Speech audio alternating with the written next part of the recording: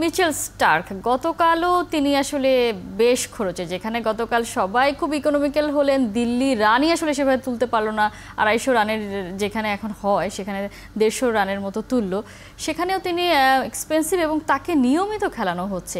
এটা আসলে কি কারণ হতে পারে?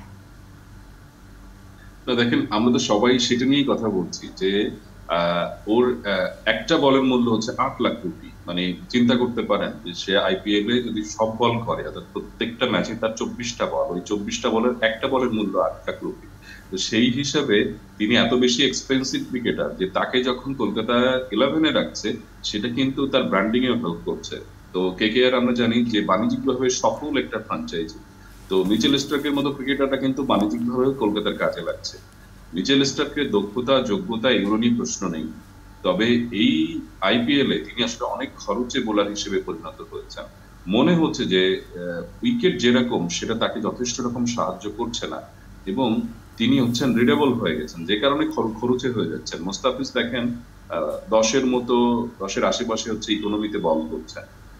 বাঁহাতি পেসাররা কিন্তু খুব বেশি টাইট লেন্থে বল করতে পারছে না। একমাত্র বুমরাকে দেখলাম যে তার ইকোনমিটা 7-এর মতো, বাকি সবার ইকোনমি কিন্তু, ইভেন হার্শাল প্যাটেল যিনি অনেক উইকেট পেয়েছেন, 14টা উইকেট পেয়েছেন, তারও আমরা ইকোনমি দেখলাম 11-র কাছাকাছি। সুতরাং এইখানে কিন্তু সব বোলারই আসলে মার খাচ্ছেন এক্সেপ্ট বুমরা।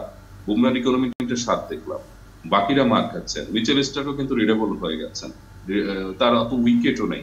ও আরেকটা পাতিরানও কিন্তু ভালো বল করছেন, তার ইকোনমি তো দেখলাম যে একটু কম, কিন্তু দেখেন তার স্লিঙ্কিং অ্যাকশন, বুমরার একটু মানে উইয়ার্ড অ্যাকশন, যে কারণে হয়তো ব্যাটসম্যানদের তাদের একটু লিড করতে সমস্যা হচ্ছে।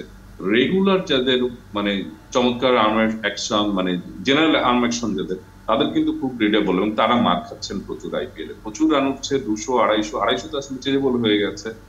মানে ম্যাচ মানেই, যদিও গতকালকে ম্যাচটা একটু রান কম হয়েছে, কিন্তু এবারের আইপিএল সিজনে আমরা দেখছি প্রচুর রান উঠছে।